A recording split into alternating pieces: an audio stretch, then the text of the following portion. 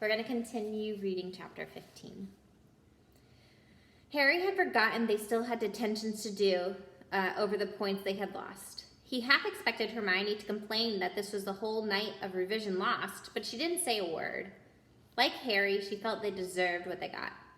At 11 o'clock that night, they said goodbye to Ron in the common room and went down to the entrance hall with Neville. Filch was already there, and so was Malfoy. Harry had also forgotten that Malfoy got attention too. "Follow me," said Filch. "I bet you'll think twice about breaking a school rule again, won't you?" Yes. Hard work and pain are the best teachers if you ask me. It's just a pity they let the old punishments die out. Hang you by your wrists from the ceiling for a few days? I've got some chains still in my office.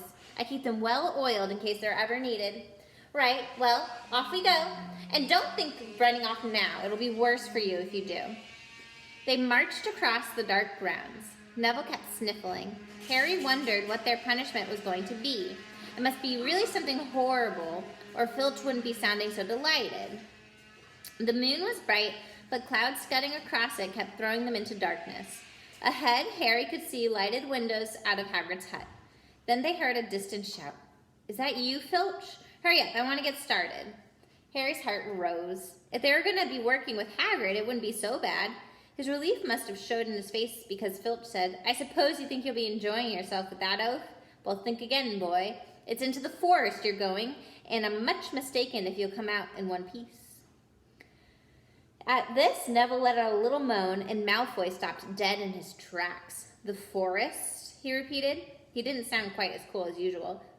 We can't go in there at night. There's all sorts of things in there, like werewolves, I heard." Neville clutched the sleeve of Harry's robe and made a choking sound.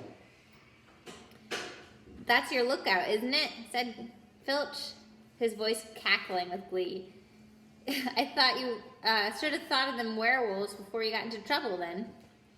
Hagrid came striding towards them out of the dark, Fang at his heel.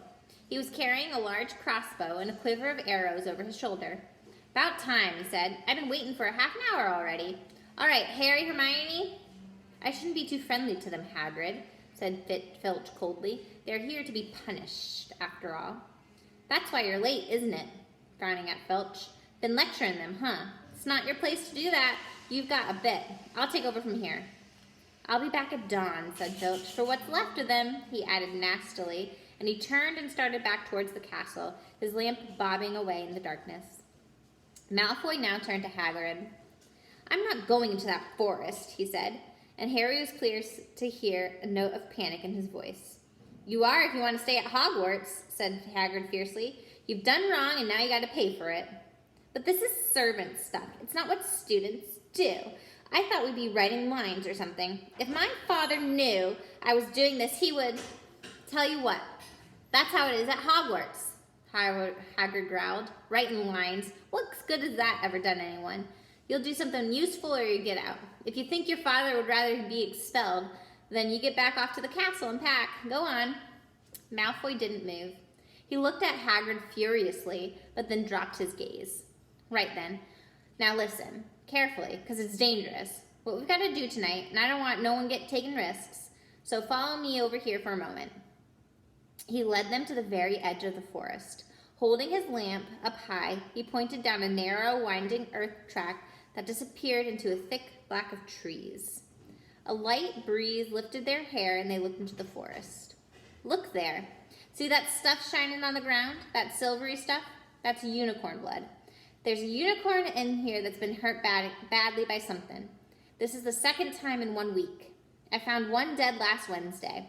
We're going to try and find the poor thing. We might have to put it out of its misery." "And what if whatever hurt the unicorn finds us first?" said Malfoy, unable to keep the fear out of his voice. And then here's a picture of them leaving out of the castle. "There's nothing that lives in the forest that'll hurt you if you're with me or Fang," said Hagrid. "Now keep to your path. Right. We're going to split into 2 parties. Follow the trail in different directions. There's blood all over the place." And here's a picture of the unicorn.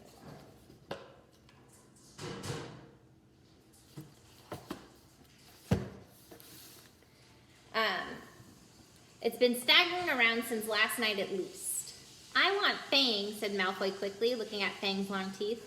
All right, but I warn ya, he's a coward, said Hagrid. So me, Harry, and Hermione will go one and Draco and Neville and Fang will go the other.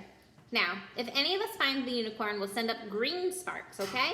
Get your wands and practice. That's it. And if anybody gets into trouble, send up some red. All right, and we'll come find ya. So be careful. Let's go. The forest was black and silent. A little way into it, they reached a fork in the earth, and Harry, Hermione, and Hagrid took the left path, while Malfoy, Neville, and Fang took the right.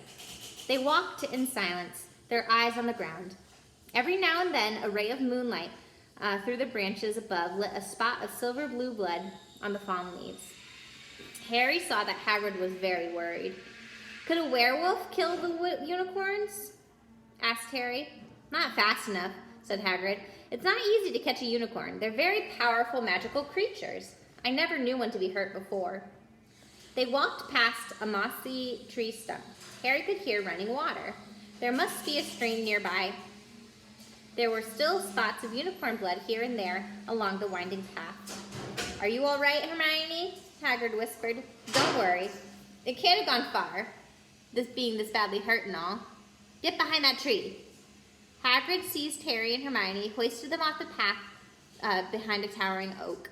He pulled them out an arrow and fitted it into his crossbow, raising it ready to fire. The three of them listened. Something was slithering over dead leaves nearby. It sounded like a cloak trailing along the ground. Hagrid was squinting up the dark path, but after a few seconds, the sound faded away. I knew it, he murmured. There's something in here that should not be.